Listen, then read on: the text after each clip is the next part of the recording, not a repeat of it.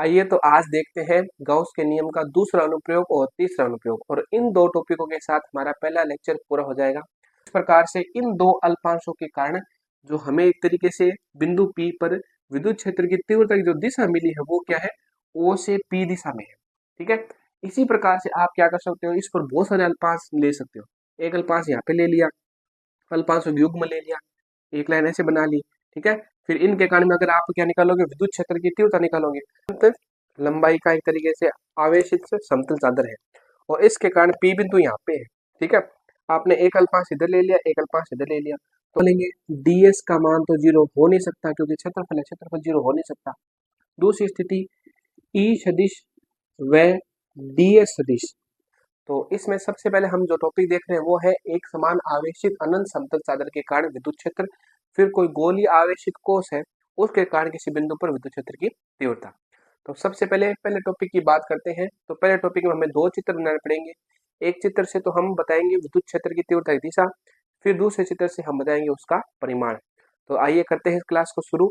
सबसे पहले हमें क्या बनाना पड़ेगा, हमें एक समान देखो आवेशित अनंत समतल चादर बनानी पड़ेगी, और इस अनंत समतल चादर की सहायता से हम शुरुआत में क्या निकालना चाहते हैं, दिशा निकालना चाहते हैं विद्युत क्षेत्र की तीव्रता की। तो इस प्रकार से हम देखो एक अनंत समतल चादर बना रहे हैं।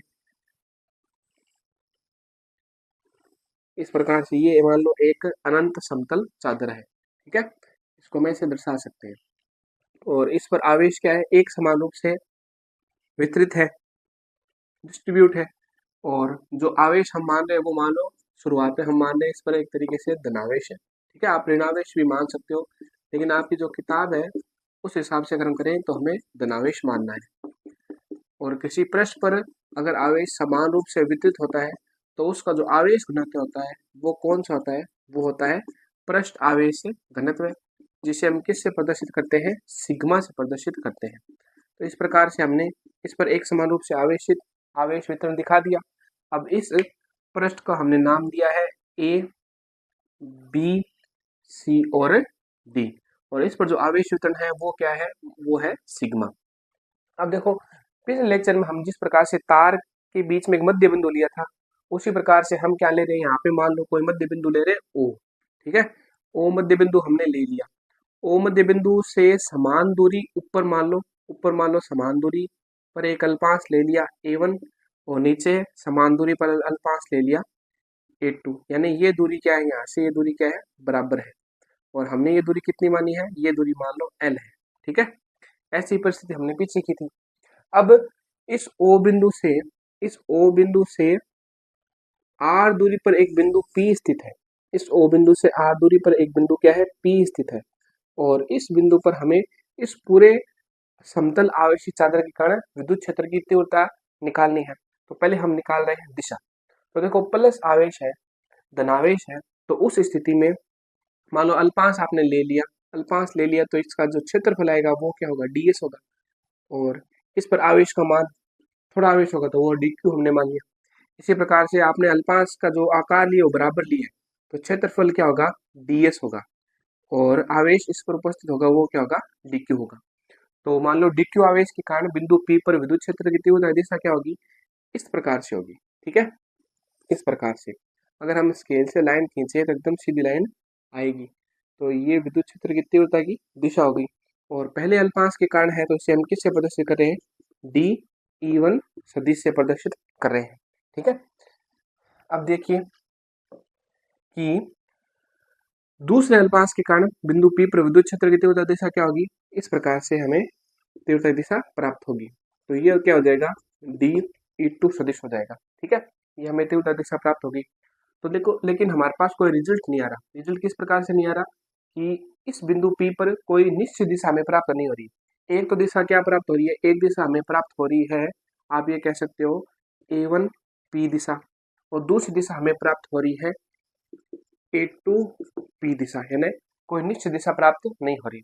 और यहाँ पे जो कोण बन रहा है वो कितना है, थीटा, और ये भी कोण क्या होगा, थीटा होगा। अब देखिए हमने पिछली क्लास में जो घटक किए थे, कंपोनेंट किए थे इनके सदिशों के, तो वो करते हैं। तो हमने वहाँ पे बताया था कि अगर इस लाइन को हम आगे बढ़ाएं, तो उस स्थिति में देखो ये कोण भी क्या होगा, थीटा होगा, और ये कोण भी क्या होगा, थीटा होगा। और इसका इस दिशा में घटक क्या होगा, D E two cos theta. जिस दिशा में कोण होता है उस दिशा में घटक क्या आता है, कोस आता है। और इसका इस दिशा में घटक क्या होगा, D E one cos theta. और इसका इस लंब दिशा में जो घटक होगा वो क्या होगा, एक तरीके से वो होगा D E two sine theta. और नीचे वाले का सदिश का इस दिशा में घटक होगा D E two D E one sine theta. तो हम ये बात कर रहे हैं, हम ये बोल रहे हैं कि जो ये हमने सदिश जो विद्युत क्षेत्र की तीव्रता ली है उनका परिमाण क्या है, बराबर है। परिमाण बराबर क्यों है, क्योंकि आपने यहाँ से यहाँ तक दूरी बराबर ले ली, ये भी दूरी बराबर है। जो अल्पांश लिया है उसका एक तरीके से क्षेत्रफल बराबर है दोनों ही परिस्थिति में, तो आवेश का मान भी बराबर होगा। और तीसरी परिस्थिति यहाँ से यहाँ तक की दूरी, यहाँ से यहाँ तक की दूरी बराबर है। तो एक स्थिति हम बोले तो डी ई वन सदिश और डी ई टू सदिश का परिमाण बराबर है, ठीक है, लेकिन दिशा क्या है, अलग अलग है। तो अगर हम बात करें, ये हमने इसके घटक बना लिए, तो देखो एक घटक तो इसी दिशा में जा रहा है, दूसरा घटक इसी दिशा में जा रहा है, यानी ये दोनों घटक क्या करेंगे, एक निश्चित दिशा में जा रहे हैं और ये जुड़ रहे हैं। एक दिशा में दोनों घटक जाएंगे तो ये जुड़ जाएंगे। और ये घटक देखो विपरीत दिशा में, ठीक है, ये घटक इस दिशा में और ये घटक इस दिशा में, और दोनों का मान बराबर है क्योंकि परिमाण हम ले रहे बराबर और साइन थीटा बराबर है ही। तो ये आपसे क्या हो जाएंगे, निरस्त हो जाएंगे, इनका कोई प्रभाव नहीं पड़ेगा। यानी इन दोनों घटकों के कारण बिंदु P पर विद्युत क्षेत्र तीव्रता का जो आएगा मान उस पर कोई प्रभाव नहीं पड़ेगा। तो हम ये बोलते हैं कि ये लंबवत घटक तो हो जाते हैं निरस्त, लेकिन जो क्षैतिज घटक है या जो अनुदिश घटक है वो क्या होते हैं, जुड़ते जाते हैं। तो इस प्रकार से इन दो अल्पांशों के कारण जो हमें एक तरीके से बिंदु P पर विद्युत क्षेत्र की तीव्रता की जो दिशा मिली है वो क्या है, O से P दिशा में है, ठीक है। इसी प्रकार से आप क्या कर सकते हो, इस पर बहुत सारे अल्पांश ले सकते हो। एक अल्पांश यहाँ पे ले लिया, अल्पांशों का युग्म ले लिया, एक लाइन ऐसे बना ली, ठीक है। फिर इनके कारण में अगर आप क्या निकालोगे, विद्युत क्षेत्र की तीव्रता निकालोगे। अगर हम बात करें, अगर हम आपको बताएं कि किस तरीके से ये हमने चित्र बनाया है, ये आपका देखो एक अनंत लंबाई का एक तरीके से आवेशित समतल चादर है और इसके कारण P बिंदु यहाँ पे है, ठीक है। आपने एक अल्पांश इधर ले लिया, एक अल्पांश इधर ले लिया, तो इन दोनों अल्पांशों के कारण बिंदु P पर विद्युत क्षेत्र तीव्रता की दिशा क्या आ रही है, ओपी दिशा हमारी। अब आप इस सतह पर कोई भी दो अल्पांशों का युग्म ले लो, ठीक है, जो O से बराबर दूरी पर होनी चाहिए और ये परिस्थिति लागू होनी चाहिए, डी एस यानी उसका क्षेत्रफल बराबर होना चाहिए दोनों ही आवेशों जो आप जो अल्पांश ले रहे हैं उनके लिए। तो उन सभी अल्पांशों के कारण अगर आप विद्युत क्षेत्र की तीव्रता निकालोगे तो वो हमेशा क्या आएगी, O से P की दिशा में आएगी।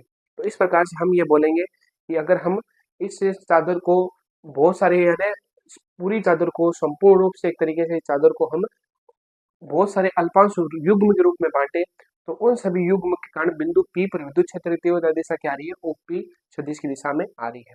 अतः ये जो एक समान आवेशित अनंत समतल चादर है के कारण किसी बिंदु पर विद्युत क्षेत्र तीव्रता क्या होती है, त्रिज्यता बहिर्मुखी होती है, ठीक है। यानी यहाँ से शुरू होती है विद्युत क्षेत्र तीव्रता की दिशा और यहाँ से P तक आगे की तरफ जाती है। तो ये हमने इसकी दिशा निकाली, तो परिणामी दिशा क्या बोलोगे, परिणामी दिशा इस चादर के कारण बिंदु P पर क्या आएगी, OP सदिश की दिशा में आएगी। अब हमें क्या निकालना पड़ेगा, अब हमें निकालना पड़ेगा परिमाण यानी विद्युत क्षेत्र की तीव्रता का मान। तो विद्युत क्षेत्र की तीव्रता का मान निकालने के लिए हमें काल्पनिक गाउस पृष्ठ की रचना करनी पड़ेगी। आइए देखते हैं, एक बार हम जगह बनाते हैं फिर बात करते हैं। देखते हैं बच्चों परिमाण, तो नंबर बी जो पॉइंट है वो है हमारा परिमाण वाला, ठीक है, यानी मैग्नीट्यूड निकालते हैं, इलेक्ट्रिक फील्ड इंटेंसिटी का मान निकालते हैं। तो हमें वापस वो समतल चादर बनानी पड़ेगी। तो हमें इस प्रकार से मान लो समतल चादर बना रहे हैं, ये हमने समतल चादर बना ली और इस पर हम आवेश दे रहे हैं जिसे हम थोड़ा सा दूर दूर दिखाएंगे। इस प्रकार से आप कह दोगे आवेश, इसको आवेशित किया गया है। और अभी हम एक काल्पनिक गाउसीय पृष्ठ की रचना करेंगे। तो उस काल्पनिक गाउसीय पृष्ठ के लिए हम बताओ कि इन आवेशों को ढकने के लिए, परिबद्ध करने के लिए कौन सा गाउसीय पृष्ठ सबसे बढ़िया रहेगा। तो हम मान लीजिए ये हमारी समतल चादर थी ABCD और इस पर पृष्ठ आवेश घनत्व क्या था, सिग्मा था। अब हम क्या करेंगे, अब हम मान लो इतने आवेश के कारण ये मान लो बिंदु O था बीच वाला और इससे R दूरी पर एक बिंदु क्या है, P है। तो इस R दूरी पर स्थित बिंदु P पर हमें इतने आवेशों का विद्युत क्षेत्र की तीव्रता का परिमाण निकालना है। तो हमें एक तरीके से बेलनाकार गाउस पृष्ठ की रचना करनी पड़ेगी। बेलनाकार गाउस पृष्ठ की रचना क्यों करनी पड़ेगी? क्योंकि और बेलनाकार गाउस पृष्ठ दोनों तरफ होगा। देखो हमारी एकदम तरीके से समतल चादर है, ठीक है। अगर जैसे हम बात करें कि कोई मान लो ये कागज है, ठीक है, ये आपकी 11th के नोट्स है, ठीक है, और ये मान लो कागज है, ये हमारी चादर है और इस चादर पर आवेश उपस्थित है, तो उस आवेश का प्रभाव, उस आवेश के कारण विद्युत क्षेत्र की जो तीव्रता है, उस आवेश के कारण विद्युत क्षेत्र तीव्रता वो इस दिशा में भी निकलेगी और इस दिशा में भी निकलेगी। तो आवेश तो इस पर उपस्थित है, लेकिन इस आवेश के कारण विद्युत क्षेत्र की तीव्रता दोनों दिशाओं में निकलेगी। जैसे मान लो ये चादर है और चादर पर आपने आवेश एक समान रूप से वितरित कर दिया, तो उन आवेशों के कारण विद्युत क्षेत्र की जो तीव्रता है ना, विद्युत क्षेत्र रेखा है, वो दोनों दिशा में निकलेगी। तो वहां पे हमें दोनों दिशाओं में एक तरीके से विद्युत क्षेत्र की तीव्रता का मान निकालना है, ठीक है। तो इस प्रकार से हम एक तरीके से डबल जो बेलनाकार गाउस पृष्ठ की रचना करते हैं, यानी एक तरीके से हम बोले कि हम मान लो हमने एक एस अनुप्रस्थ काट क्षेत्रफल वाला और 2r लंबाई का गाउस पृष्ठ की रचना कर रहे हैं। तो 2r लंबाई की मतलब यहाँ से आपने ये लंबाई ले ली r, ठीक है, और इतनी ही लंबाई इसके पीछे की तरफ ले ली, यानी इस तरीके से, ठीक है। तो हम एस क्षेत्रफल का, पृष्ठीय क्षेत्रफल का बोल दो, और 2r लंबाई का एक बेलनाकार गाउस पृष्ठ की क्या करते हैं, रचना करते हैं। कर ली हमने रचना, और इसकी टोटल लंबाई कितनी है, इसकी टोटल लंबाई है 2r, ठीक है। और इसका जो पृष्ठीय क्षेत्रफल है सभी स्थिति में क्या है, एस है, ये एस है इसका पृष्ठीय क्षेत्रफल। और यहाँ पे भी हमें देखो 3 टुकड़े करने पड़ेंगे। पिछले लेक्चर हमने जो बेलनाकार गाउस पृष्ठ लिया था, वहाँ पे भी 2 पृष्ठ थे और एक था इसका वक्र पृष्ठ। तो इस पृष्ठ को हम क्या नाम दे रहे हैं, इस वक्र पृष्ठ को नाम दे रहे हैं S1, और ये वाला जो पृष्ठ आएगा इसे हम नाम दे रहे हैं S3 और इसको हम नाम दे रहे हैं S2, ठीक है। ये पूरा पृष्ठ का क्षेत्रफल S है, इस पूरे पृष्ठ का क्षेत्रफल S है और इस पूरे पृष्ठ का क्षेत्रफल भी क्या S है। अब देखिए एक क्वेश्चन ये आता है कि जिस प्रकार से हमने जो अनंत लंबाई की जो तार लिया था, उसमें से हमने थोड़े तार के कारण विद्युत क्षेत्र की तीव्रता का मान निकाला था, तो हमने छोटा सा एक तरीके से इस प्रकार सा बेलनाकार गाउस पृष्ठ बना लिया था। इसी प्रकार से ये तो एक तरीके से अनंत समतल चादर है, तो इसके पूरी चादर के कारण हम निकाल नहीं सकते। हम एक सैंपल के रूप में थोड़े आवेशों को परिबद्ध कर लिया, इस थोड़े आवेशों को परिबद्ध करने के लिए इधर एक तरीके से बेलन ले लिया और इधर भी क्या ले लिया आपने, बेलन ले लिया, 2r लंबाई का और s अनुप्रस्थ काट क्षेत्रफल का क्या ले लिया, बेलन ले लिया। उसकी सहायता से हम क्या कर सकते हैं, सैंपल के रूप में बिंदु P पर विद्युत क्षेत्र की तीव्रता निकाल सकते हैं। ये बात हो चुकी। अब देखो, अब हम क्या लेंगे, बिंदु P इसकी सतह पर उपस्थित होना चाहिए, हमारी ये कंडीशन थी। दूसरी, अगर आप यहाँ पे क्या लोगे, क्षेत्रफल अल्पांश लोगे ना, क्षेत्रफल अल्पांश, और उस क्षेत्रफल अल्पांश की दिशा देखो यहाँ पे क्या है, ds सदिश इस दिशा में, और विद्युत क्षेत्र की तीव्रता की दिशा भी क्या है, इस दिशा में, यानी दोनों के मध्य कोण कितना बन रहा है, 0 डिग्री बन रहा है।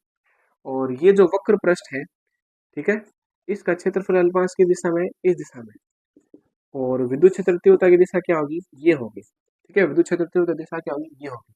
तो इनके मध्य कितना कोण बन रहा है, इनके मध्य कोण बन रहा है आपका 90 डिग्री, ठीक है। आप कोण बराबर क्या लिख सकते हो, 90 डिग्री लिख सकते हो। इसी प्रकार से ये अगर आप इस पृष्ठ की बात करें, तो इस पर क्षेत्रफल सदिश की दिशा क्या होगी, इस दिशा में होगी, ds सदिश, और विद्युत क्षेत्र तीव्रता की दिशा भी क्या होगी, इसी दिशा में होगी। तो दोनों की दिशा एक ही है, ठीक है। तो यहाँ पे कोण कितना बन रहा है, यहाँ पे कोण बन रहा है 0 डिग्री। अब हम क्या कहेंगे, अब हम लेंगे, हमें जो गाउस सर ने जो फॉर्मूला दिया था फ्लक्स निकालने का, उसको लिखते हैं। बंद पृष्ठ का समाकलन E dot ds summation q upon में एप्सिलॉन नॉट। तो हमें यहाँ पे समेशन q की वैल्यू निकालनी है। तो देखो समेशन q की वैल्यू कैसे निकाल सकते हैं, पृष्ठ आवेश घनत्व क्या होता है, परिबद्ध मान लो कुल आवेश, और परिबद्ध कुल आवेश और आपने जो एक तरीके से क्षेत्र ले रखा है, उसका क्षेत्रफल ले रखा है, उसका अनुपात, इस प्रकार से हम निकाल सकते हैं। समेशन q का मान क्या हो जाएगा, सिग्मा s हो जाएगा। ये हमने मान निकाल लिया। अब ये मान रखो, हमें फाई की वैल्यू नहीं निकालनी, हमें निकालनी विद्युत क्षेत्र की तीव्रता का परिमाण। तो फाई को छोड़ रहे हम, इस प्रकार से E डॉट ds, यहाँ पे हम लिख रहे हैं समेशन सिग्मा इंटू एस, ठीक है, sigma into S upon epsilon 0। ये बच्चों हमने बताया था, हमारा टॉपिक था सतत आवेश वितरण, तो वहाँ पे ये चीज आई थी। वही चीज़ यहाँ पे अप्लाई करें। जो भी आपको बता रहे हैं वो पीछे लेक्चर में आई हुई है। अगर आप लेक्चर देखो तो पहले लेक्चर से आप स्टार्ट करोगे और बाद में कंटिन्यू आप लेक्चर देखते जाओगे तो आपकी एक एक चीज एक एक पॉइंट क्लियर हो जाएगा। ठीक है, तो अब देखते हैं। अब देखो ये तो एक तरीके से बंद गाउस पृष्ठ की बात कर रहा है ये समाकलन, तो हमें इसको तीन भागों में बांटना पड़ेगा। तो देखो क्योंकि इसकी तीन पृष्ठ है, तीनों पृष्ठ से निकलने वाला विद्युत क्षेत्र की तीव्रता आप निकालोगे तो कुल विद्युत क्षेत्र तीव्रता आ जाएगी हमारी। ठीक है, इसी पृष्ठ से निकलने के लिए तो ये हो गया S1 E dot D S, यानी पहले पृष्ठ की बात कर ली हमने, फिर दूसरे पृष्ठ की बात कर ली और फिर हम तीसरे पृष्ठ का क्या करेंगे, पृष्ठीय समाकलन करेंगे। ठीक है, इस प्रकार से। और बराबर में क्या आ रहा है, sigma s upon epsilon naught आ रहा है। ठीक है, आप सीधा नहीं निकाल सकते क्योंकि ये जो बेलन है ये तीन पृष्ठों से मिलकर बना है, एक तो ये वाली पृष्ठ, एक ये वाली पृष्ठ, एक वक्र पृष्ठ। तो तीनों का अलग अलग हमें समाकलन करना पड़ेगा, उनका कुल मान इसके समाकलन के बराबर हो जाएगा। अब देखो पहली वाली पृष्ठ कौन सी है, पहली वाली पृष्ठ ये वाली है। ठीक है, और इसमें ई सदिश और डी एस सदिश दोनों के मध्य 0 डिग्री कोण है, तो इनका जब हम डॉट गुणा करेंगे तो हमारे पास मान कितना आएगा, देखो मान आएगा ई डी एस कोस 0। ठीक है, दूसरे पृष्ठ है उस पर भी देखो ये वाली पृष्ठ है, इस पर भी ई सदिश और डी एस सदिश की दिशा एक जैसी है, तो यहाँ पे अगर आप इसका अदिश गुणा करोगे तो वो कितना आएगा, ई डी एस कोस 0। और यहाँ पे देखो जो आपका जो क्षेत्रफल अल्पांश है उसकी दिशा ऊपरी दिशा में और विद्युत क्षेत्र तीव्रता इस दिशा में, तो दोनों के मध्य कोण कितना है, 90 डिग्री है। तो ई डी एस कोस 90 बराबर sigma s upon epsilon naught.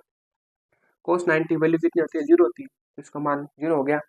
कोस 0 का मान 1 होगा, कोस 0 का मान 1 होगा। और इस पूरे पृष्ठ पर विद्युत क्षेत्र तीव्रता एक समान है और इस पूरे पृष्ठ पर विद्युत क्षेत्र तीव्रता क्या है, एक समान है, तो ई को हम बाहर ले रहे हैं। ठीक है, तो यहाँ पे क्या आ जाएगा, डी एस आ जाएगा, यहाँ पे बी को बाहर ले लिया, यहाँ पे क्या आ जाएगा, डी एस आ जाएगा। कोस 0 का मान 1 हो चुका। अब देखो समाकलन ना समाकलन, समाकलन बहुत शानदार चीज है।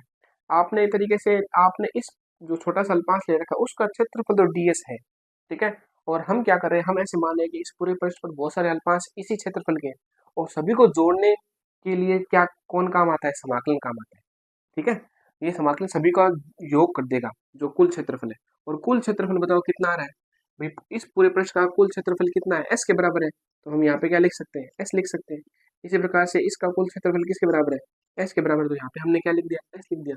आप यहाँ पे लिख सकते हो चूंकि ds बराबर एक तरीके से ऐसे है ना संपूर्ण, एक तरीके से ये पृष्ठ है वर्ती पृष्ठ, इसका क्षेत्रफल बराबर में क्या चल रहा है, sigma s upon epsilon note चल रहा है। तो ये sigma s upon epsilon note चल रहा है, दोनों को जोड़ो 2 E S sigma s upon epsilon note, S से एस कैंसिल हो गया, हमारे पास देखो मान आ चुका है, दो को इधर भेज दो, सिग्मा 2 एप्सिलॉन नोट। तो ई बराबर सिग्मा बटा 2 एप्सिलॉन नोट है एक समान आवेशित अनंत समतल चादर के कारण किसी बिंदु P पर विद्युत क्षेत्र की तीव्रता का परिमाण, दिशा हमने बताई दी थी। ठीक है, और अगर इसका सदिश रूप लेना चाहे तो वो होगा ई सदिश बराबर sigma 2 epsilon naught n cap ले लो। ठीक है, एन केप क्या है, एन केप एक तरीके से ये जो आपका तल है, ये जो आपकी समतल चादर है उसके अभिलंब एकांक सदिश, एन केप एकांक सदिश है, वो केवल विद्युत क्षेत्र की तीव्रता की दिशा को बता रहा है। देखो ये राशि सदिश हो चुकी, इस राशि को सदिश दिखाने के लिए हमें एन केप लगाना पड़ेगा और एन केप दिशा क्या होगी, तल के लंबवत अभिलंबत भार की ओर, जो पृष्ठ है उसके अभिलंबत भार की ओर। तो ये बच्चों ये स्थिति हुई, अगर आप यहाँ पे माइनस आवेश लेते तो एन केप की दिशा तल के लंबवत अंदर की ओर होती। ठीक है, तो ये हमारा टॉपिक हो चुका। और अगर इस टॉपिक में अगर हम डायग्राम की बात करें, हमें चित्र कैसा बनाना पड़ेगा, तो देखते हैं चित्र, आप नोट कर सकते हो। ठीक है, ये सभी चीज हमने बताई है कि हमने ऐसे ऐसे पॉइंट क्यों लिए हैं। ठीक है, और आगे देखते हैं। अब देखो जो सूत्र हमने निकाला है उससे बनाते हैं चित्र। तो यहाँ पे देखो सूत्र में हमारे पास तो दूरी का पद है ही नहीं, दूरी का पद नहीं है ना, इसका मतलब ये है कि जो एक समान आवेशित अनंत समतल चादर है वो उसकी विद्युत क्षेत्र तीव्रता दूरी पर निर्भर नहीं करती है। ठीक है, सूत्र देखो, सूत्र क्या हमारा, ई बराबर सिग्मा 2 एप्सिलॉन नोट, सिग्मा बटा 2 एप्सिलॉन नोट है। तो अगर हम ई और आर के मध्य ग्राफ बनाए तो देखो यहाँ पे हम आर की घात 0 लिख सकते हैं। ठीक है, पहला ग्राफ तो बनेगा ई और आर की घात 0, ये चीज बहुत इंपॉर्टेंट है, यहाँ पे आपको दिख नहीं रही है क्योंकि दूरी का पद है ही नहीं, तो दूरी का पद है नहीं तो हम आर की घात 0 मान सकते हैं, आर की घात 0 का मान 1 होता है।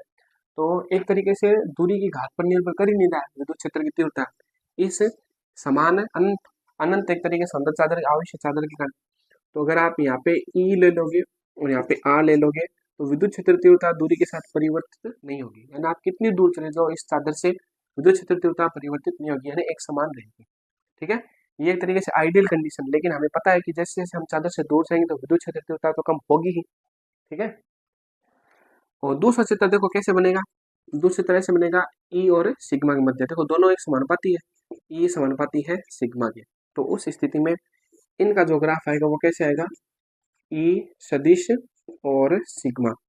तो जैसे जैसे सिग्मा का मान बढ़ेगा वैसे वैसे विद्युत क्षेत्र की तीव्रता का मान बढ़ेगा। तो ये दो ग्राफ हो चुके हैं और इन दो ग्राफों के साथ हमारा टॉपिक क्या हो गया, कंप्लीट हो गया। ठीक है, अब देखते हैं आगे जो हमारा दूसरा टॉपिक है उसकी बात करते हैं। तो आइए बच्चों अब देखते हैं अंतिम टॉपिक है हमारा कि कोई गोलीय खोल है, वो एक समान रूप से आवेशित है, या आप बोल सकते हो गोलीय कोष है, या एक तरीके से आप बोल सकते हो चालक गोला। तीनों शब्द आ सकते हैं, क्योंकि किसी चालक पर अगर आप आवेश दोगे तो वो आवेश उसके सतह पर एक समान रूप से वितरित हो जाता है। ठीक है, वही विशेषता गोलीय खोल की होती है, यानी गोला तो है लेकिन अंदर से खोखला है, और वही होता है गोलीय कोष। तो उसके कारण किसी बिंदु P पर विद्युत क्षेत्र की तीव्रता निकालते हैं। तो सबसे पहले हम बनाते हैं चित्र। तो देखो चित्र बनाते हैं तो हमें इस प्रकार से गोलीय क्या लेना पड़ेगा, खोल लेना पड़ेगा। ठीक है, जो अंदर से क्या एक तरीके से खोखला है, और इस को एक समान रूप से हमने क्या कर दिया, आवेशित कर दिया, एक समान रूप से हमने आवेशित कर दिया, और इस पर जो आवेश का मान है एक तरीके से आवेश घनत्व है वो कितना है, सिग्मा है। ठीक है, यानी पृष्ठ आवेश घनत्व सिग्मा है। अब इसको हम एक समान रूप से क्या करें, आवेशित कर रहे हैं। इस प्रकार से हमने एक समान रूप से इसको क्या कर दिया, आवेशित कर दिया, धनात्मक आवेश इसको हम दे रहे हैं। अब देखिए ये इसका बिंदु है, मान लो ओ, ओ है इसका केंद्र बिंदु, और ये इसकी त्रिज्या है आर। अब हम बिंदु जो पी लेना चाहते हैं वो तीन स्थितियों में ले सकते हैं। एक बिंदु तो इस गोलीय कोष के बाहर स्थित होगा। ठीक है, ये पी बिंदु यहाँ पे स्थित हो सकता है। तो ये स्थिति हो गई मान लो ए स्थिति, यानी ए स्थिति पर आप बिंदु पी जो है ए स्थिति है उस पर विद्युत क्षेत्र की तीव्रता निकाल सकते हो। दूसरी स्थिति बिंदु पी कहाँ पे स्थित हो सकता है, वो सतह पर स्थित हो सकता है। ठीक है, इस गोलीय कोष की सतह पर, यानी दूसरा नंबर बिंदु यहाँ पे आ सकता है। और तीसरा बिंदु है वो क्या आ सकता है, इस गोलीय खोल के अंदर।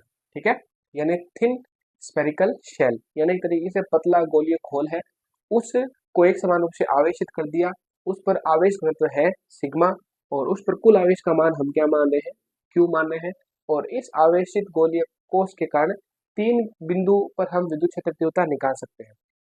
ठीक है, तो सबसे पहले हम देखते हैं एक सूत्र देखते हैं। देखो कि हमें एक सूत्र चाहिए, वो सूत्र क्या चाहिए, अगर आपको यहाँ पे हम बात करें कि पृष्ठ आवेश घनत्व सिग्मा बराबर क्या होता है, क्यू बट्टा कुल क्षेत्रफल। ठीक है, सिग्मा बराबर क्या होगा, क्यू बट्टा कुल क्षेत्रफल, और कुल क्षेत्रफल को हम यहाँ पे किससे प्रदर्शित कर रहे हैं, आप मान लो कुल क्षेत्रफल है इसका, पृष्ठ क्षेत्रफल है एस। ठीक है, और इसको अगर आगे लिखें तो यहाँ पे हम लिख सकते हैं कि Q बराबर Q बट्टा 4 पाई आर स्क्वायर। ठीक है, क्यों, क्योंकि देखो ये है पृष्ठ आवेश घनत्व है, ये है कुल आवेश, और कितने पृष्ठ पर है ये हमने मान लिया, ये जो गोलीय खोल है इसकी सतह का कुल क्षेत्रफल क्या है, पृष्ठ क्षेत्रफल कितना है, एस है, और पृष्ठ क्षेत्रफल गोले का पृष्ठ क्षेत्रफल कितना होता है, 4 पाई आर स्क्वायर। तो एक तरीके से यहाँ पे हम लिख सकते हैं सिग्मा बराबर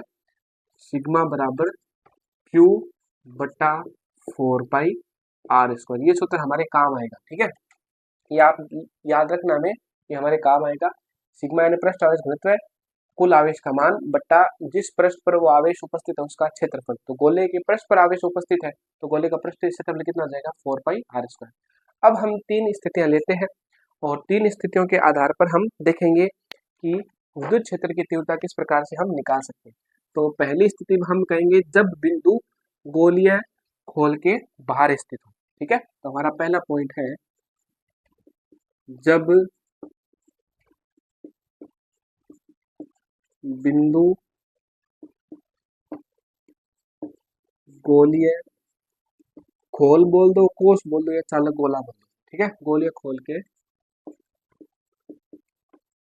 बाहर स्थित है, यानी आप ये बता सकते हो कि आर का मान बड़ा है कैपिटल आर से, ठीक है।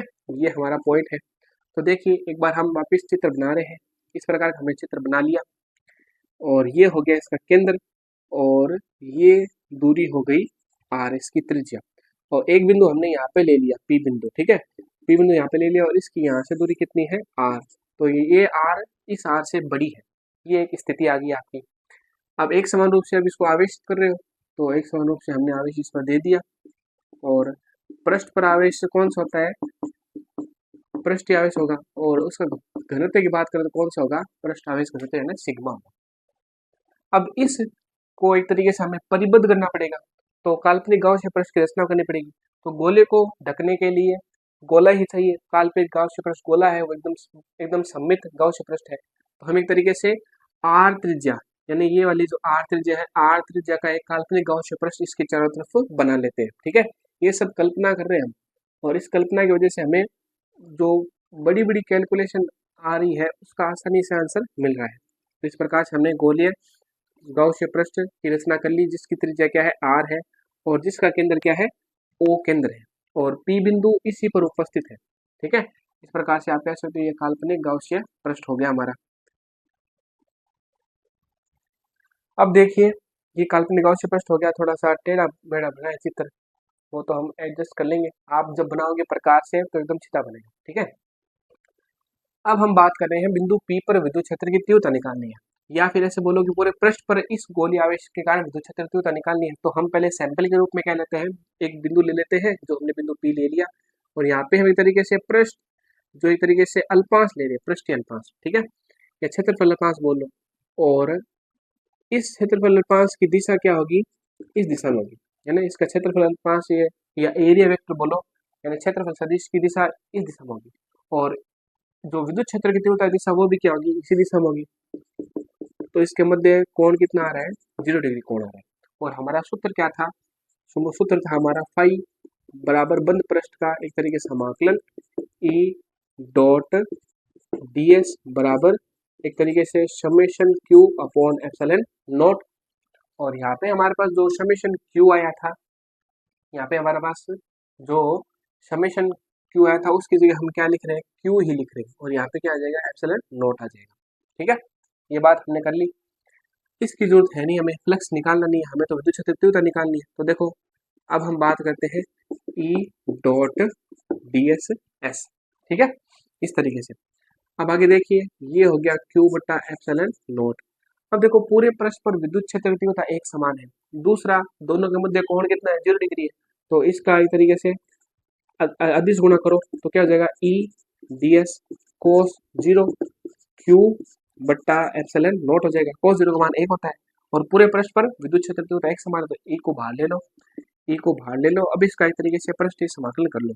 तो गोले की पृष्ठ तो एक समान होती है, बेलन में तो 3 पृष्ठ थे इसलिए हमने अलग अलग किया था, लेकिन यहाँ पे गोला है तो गोले की पृष्ठ एक समान है, एक ही पृष्ठ होती है। तो उसके लिए हमें बार बार इसका विभाजन नहीं करना पड़ेगा समाकलन का।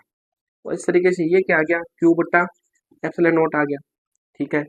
अब देखो ये क्या बता रहा है, आपने सैंपल के रूप में छोटा सा अल्पांश लिया था, क्षेत्रफल अल्पांश लिया था, और समाकलन क्या बता रहा है, समाकलन इसके पूरे क्षेत्रफल को बता रहा है।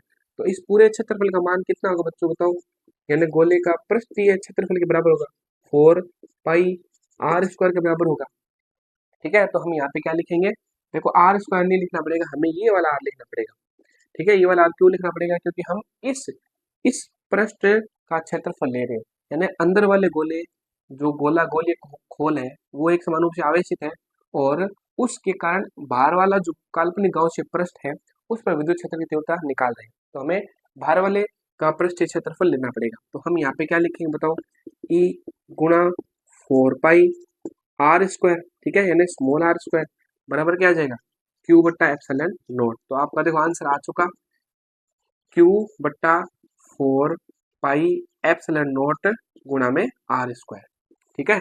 इसको वैसे भी बोल सकते हैं, देखो ई बराबर के क्यू बट्टा आर स्क्वायर। तो ये आया था आपके बिंदु आवेश के कारण विद्युत क्षेत्र की तीव्रता, ठीक है। बिंदु आवेश के कारण किसी बिंदु पर आर दूरी पर कोई बिंदु पी स्थित है, उस पर विद्युत क्षेत्र की तीव्रता सूत्र ये आया था हमारे पास कि क्यू बटा आर स्क्वायर। तो अगर हम इस सूत्र की और उस सूत्र की कल्पना करें तो दोनों सूत्र एक बराबर ही है। इसका मतलब हम ये कह सकते हैं कि अगर आप कोई एक समान आवेशित पतला गोलीय खोल है, उस उसके कारण किसी बिंदु कोई भार बिंदु है, उस पर अगर आप विद्युत क्षेत्र तीव्रता निकालना चाहते हो तो जो गोलीय खोल इस प्रकार से व्यवहार करता है कि उसका संपूर्ण आवेश बिंदु O पर केंद्रित है, यानी उसके केंद्र पर केंद्रित है, ठीक है। देखो आर आर आया ना हमारे सूत्र में आर आया, तो उसका मतलब एक तरीके से ये जो गोलीय खोल इस प्रकार से व्यवहार कर रहा है कि इसका संपूर्ण आवेश इसके केंद्र पर केंद्रित है, और उसी कारण हमारा बिंदु आवेश के कारण, देखो बिंदु आवेश के कारण विद्युत क्षेत्र तीव्रता निकाली थी हमने आर दूरी पर, तो वही सूत्र यहाँ पे ये आया था। सूत्र ये आया था, सूत्र एक समान आ रहा है, तो हम ये बोलेंगे इन सूत्रों की तुलना करके हम ये बोलेंगे कि जो गोलीय खोल है वो इस प्रकार से व्यवहार कर रहा है कि उसका संपूर्ण आवेश उसके केंद्र पर केंद्रित है। ये स्थिति हो चुकी बच्चों। अब देखो दूसरी स्थिति जब आप लोगे तो आप क्या बोलोगे, जब बिंदु गोलीय खोल की सतह पर स्थित हो, ठीक है, सतह पर स्थित हो, तो सतह पर स्थित होगा, देखो स्थित हो, सतह पर स्थित होगा, तब हमें क्या लिखना पड़ेगा, हमें आर बराबर क्या लेना पड़ेगा, आर लेना पड़ेगा। तो हमारा चित्र वहां पे क्या हो जाएगा, परिवर्तित हो जाएगा, ठीक है। तो हमारा चित्र क्या हो जाएगा, परिवर्तित हो जाएगा, ये हमें हटाना पड़ेगा। और देखो दूसरा चित्र बनाने की जरूरत नहीं है, हम यहाँ पे चित्र खाली आपको समझाने के लिए बना रहे हैं, दूसरा चित्र बनाने की जरूरत नहीं है। अगर आप का बिंदु यही उपस्थित है तो ये देखो ये आर बराबर क्या होगी, आर होगी, तो यहाँ पे हमें थोड़ा सा एक तरीके से थोड़ी सी ज्यादा इसका थोड़ा सा बड़ा हमें गाउस प्रश्न लेना पड़ेगा, एकदम इसके नजदीक नजदीक, इसके नजदीक नजदीक एक तरह से गाउस प्रश्न लेना पड़ेगा, तभी तो हम इसको परिबद्ध कर पाएंगे। हमारी कंडीशन ही है कि आवेश परिबद्ध होना चाहिए, तभी गाउस का नियम लगेगा।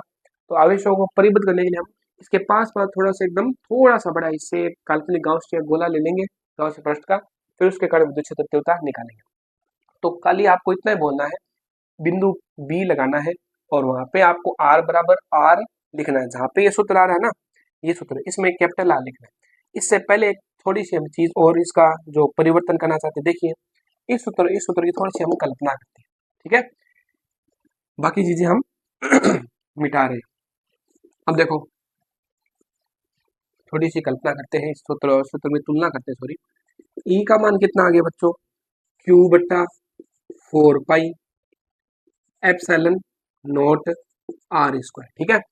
और अगर हम यहाँ से बोले कि हमें चाहिए मान, देखो ये बोल सकते हैं सिग्मा इंटू आर स्क्वायर बराबर क्या हो जाएगा, क्यू बट्टा 4 पाई। तो देखो क्यू बट्टा 4 पाई का मान सिग्मा गुणा आर स्क्वायर के बराबर आ रहा है, तो इस स्थिति में हम क्या बोल सकते हैं, ये बोल सकते हैं कि सिग्मा आर स्क्वायर, ठीक है, सिग्मा गुणा आर स्क्वायर बट्टा में एप्सिलॉन नॉट आर स्क्वायर, यानी ये भी एक तरीके से क्या बता रहा है, गोलीय खोल के बाहर स्थित बिंदु पर विद्युत क्षेत्र तीव्रता बता रहे हैं। पहले वाले टॉपिक की बात करें, ठीक है, दूसरा वाला टॉपिक अभी हमने कुछ काम नहीं किया, खाली बताया, तो पहले वाले टॉपिक में हम ये भी चीज ऐड कर सकते हैं, ये चीज हो गई, ठीक है। अब देखो ये चीज पहले वाले टॉपिक की है, ये हमें थोड़ी ध्यान में रखनी है, यानी ये दो चीजें है ना, ये यहाँ पे हम लास्ट में लिख सकते हैं। अब देखो कि जो दूसरा टॉपिक है उसमें हमें क्या करना है, उसमें ज्यादा परिवर्तन नहीं करना, ठीक है। दूसरा टॉपिक में आपको सीधी हेडिंग लगानी है, चित्र बनाने की जरूरत नहीं है, सीधा आप कह दोगे कि आर बराबर आर रखने पर, यानी ये तरीके से आप समीकरण 1 दे दो, तो ये मान लो समीकरण 2 दे दो, तो समीकरण 2 में आर बराबर आर रखने पर, यानी आर बराबर आर रखने पर, तो हमारा सूत्र क्या हो जाएगा, सूत्र हो जाएगा क्यू बट्टा 4 पाई एप्सिलॉन 0 आर स्क्वायर, या इसे हम कह सकते हैं कि क्यू बट्टा आर स्क्वायर, ठीक है, कैपिटल आर स्क्वायर आ जाएगा इसका मान। और अगर आप यहाँ पे लिखना चाहो तो क्या लिखोगे, sigma r square epsilon naught, और यहाँ पे आर स्क्वायर की जगह क्या लिखना है, आर स्क्वायर लिखना है, ये कट जाएगा, ठीक है। तो इस प्रकार से सतह पर हमारे गोलीय खोल के कारण विद्युत क्षेत्र की जो तीव्रता है वो आ जाएगी, ठीक है। ये दोनों हो चुके हमारे दो बिंदुओं के लिए हो गए। अगर अब बिंदु अगर हम ले अंदर, अगर अंदर बिंदु ले तब देखते हैं क्या स्थिति बनती है, जब बिंदु गोलीय खोल के अंदर स्थित हो, ठीक है, अंदर स्थित हो, तो आप क्या लिखोगे, आप लिखोगे कैपिटल आर का मान बड़ा होगा स्मॉल आर से।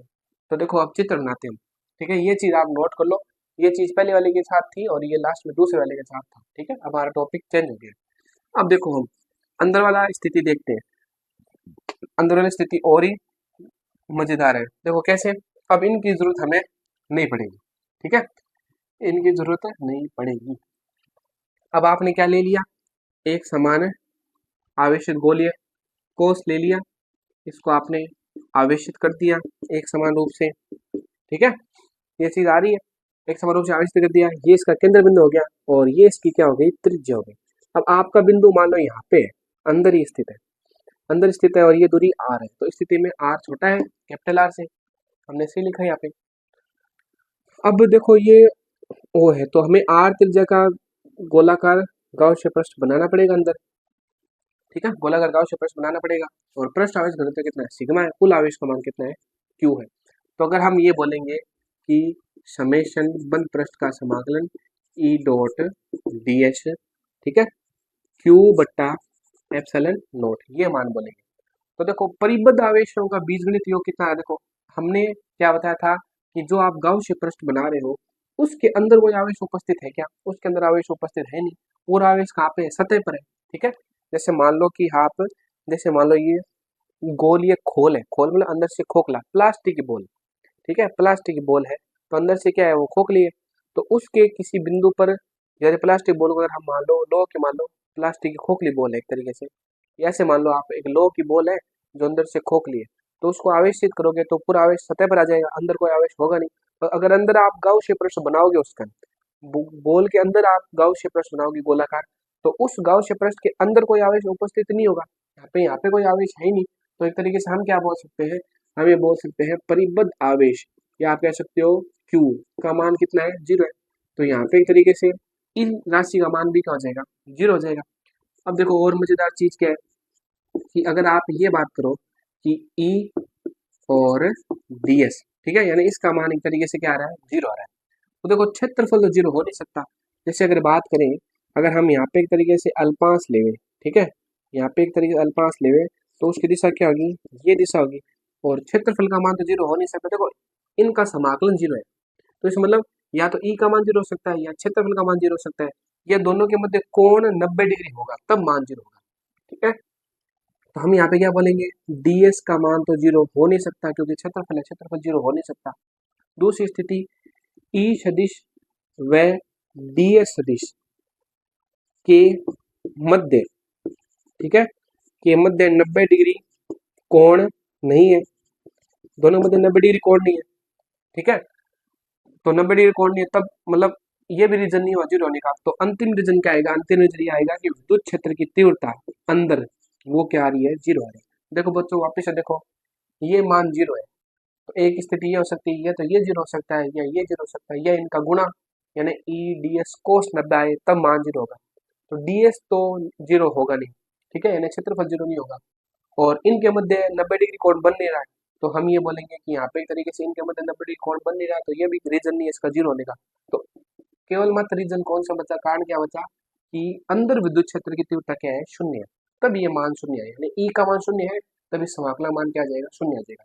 तो आप लास्ट टॉपिक में बताओगे कि जो अगर आप अंदर बिंदु लोगे तो परिबद्ध आवेश हो, परिबद्ध आवेश क्या होगा, यहाँ पे 0 हो गया, तो उस स्थिति में विद्युत क्षेत्र की तीव्रता का मान यहाँ पे क्या होगा, 0 होगा, ठीक है। अगर हम अंदर कोई बिंदु ले ले तो उसको अगर हम काल्पनिक गाउसियन पृष्ठ से एक तरीके से क्या ले, परिबद्ध करें, तो उस स्थिति में इस गोल या खोल के अंदर जो गाउसियन पृष्ठ है उसके अंदर कोई आवेश उपस्थित है नहीं, तो परिबद्ध आवेशों का बीजगणित योग 0 है। तो उस स्थिति में विद्युत क्षेत्र की तीव्रता क्या आएगी, 0 आएगी, बाकी राशि 0 नहीं होगी। ये चीज हमें लिखनी पड़ेगी, लास्ट में लिखना पड़ेगा कि गोलीय खोल के अंदर विद्युत क्षेत्र अनुपस्थित होता है, अतः है विद्युत क्षेत्र की तीव्रता अंदर क्या होगी, गोलीय खोल के अंदर क्या होगी, 0 होगी। अब देखो इसका चित्र बहुत मजेदार बनेगा, ठीक है, चित्र बनाते हैं। देखो ये तीनों टॉपिक हो चुके हैं।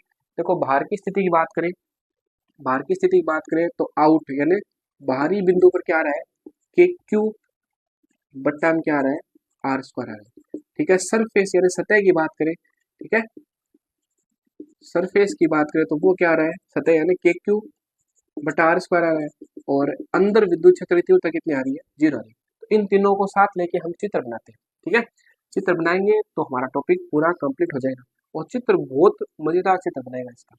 तो देखो हमें चित्र किस किस के मध्य बनाना है, विद्युत क्षेत्र की तीव्रता और दूरी के मध्य चित्र बनाना है। तो देखो शुरुआत में हम कैसे चल रहे हैं, हम गोले के अंदर चल रहे हैं, है ना, बिंदु ओ से इधर इस दूरी मतलब बिंदु ओ से सतह की तरफ आ रहे हैं। ठीक है, देखो आर का मान धीरे धीरे बढ़ रहा है, शुरुआत में आर का मान 0 है। देखो आप कैसे कर रहे हो, आप ये कर रहे हो कि आप यहाँ पे हो, ठीक है, आप यहाँ पे आप धीरे धीरे आर का मान बढ़ रहा है, आर का मान बढ़ रहा है, आर का मान बढ़ रहा है, आर का मान बढ़ रहा है। तो उस स्थिति में देखो अंदर तो विद्युत क्षेत्र तीव्रता क्या होगी, 0 होगी। तो हम धीरे धीरे क्या कहेंगे, हम आर का मान बढ़ा रहे हैं, अंदर विद्युत क्षेत्र तीव्रता क्या है, 0 है, यानी ई इन बराबर क्या आ जाएगा, 0 हो जाएगा। जैसे ही हम सतह पर पहुंच गए, देखो सतह पर पहुंच गए, सतह पर पहुंच गए, अगर हम बोले कि हम कहाँ पे पहुंच गए, सतह पर पहुंच गए, यानी ई इन यानी अंदर विद्युत क्षेत्र तीव्रता है कब, जब आर का मान छोटा है कैपिटल आर से, हम सतह गोले के अंदर ही है, ठीक है, गोले कोष के अंदर है। और जैसे ही आप सतह पर पहुंच गए ना, आपका जो एक तरीके से मान कितना आ गया, आर बराबर आर आ गया, तो उस स्थिति में विद्युत क्षेत्र तीव्रता का मान बहुत बढ़ जाएगा, यानी सतह पर ही विद्युत क्षेत्र तीव्रता का मान सर्वाधिक होता है। फिर आप क्या करोगे, आप बताओगे कि हम अब गोलीय कोष की सतह से बाहर की तरफ आ रहे हैं, बाहर की तरफ आ रहे हैं, तो कैपिटल आर का मान बढ़ रहा है, उस स्थिति में विद्युत क्षेत्र तीव्रता धीरे धीरे क्या हो जाएगी, कम होती जाएगी। ठीक है, तो सतह पर विद्युत क्षेत्र की तीव्रता का मान क्या होता है, अधिकतम होता है, और अंदर होता है 0। अगर आप सतह की बात करो यानी ई एस का मतलब सरफेस पर विद्युत क्षेत्र तीव्रता वो कितनी होगी, के क्यू बट्टा कैपिटल आर स्क्वायर, और आउट आउट यानी बाहर, अब बाहर विद्युत क्षेत्र तीव्रता क्या है, आर स्क्वायर से एक तरीके से कम होगी, है ना, बाहर विद्युत क्षेत्र तीव्रता 1/r² के रूप में धीरे धीरे घटती जाएगी, और सतह पर विद्युत क्षेत्र तीव्रता क्या का मान क्या हो जाएगा, अधिकतम होगा, यानी यहाँ पे विद्युत क्षेत्र तीव्रता सतह पर अधिकतम होगी, और जैसे आप बाहर आओगे तो दूरी बढ़ेगी, दूरी के बढ़ने के साथ विद्युत क्षेत्र तीव्रता का मान क्या होगा, कम होगा, और ऐसा ग्राफ हमें प्राप्त होगा। तो ये अंदर की स्थिति, ये सतह की स्थिति, और ये बाहर की स्थिति। अंदर पर 0 विद्युत क्षेत्र तीव्रता, बाहर के क्यू बट्टा सतह पर के क्यू बट्टा r², और बाहर जो मान है वो आ गया के क्यू बट्टा स्मॉल r²। तो ये टॉपिक हमारा बच्चों कंप्लीट हो चुका है, और इसी के साथ हमारा ये लेक्चर पूरा हो चुका है।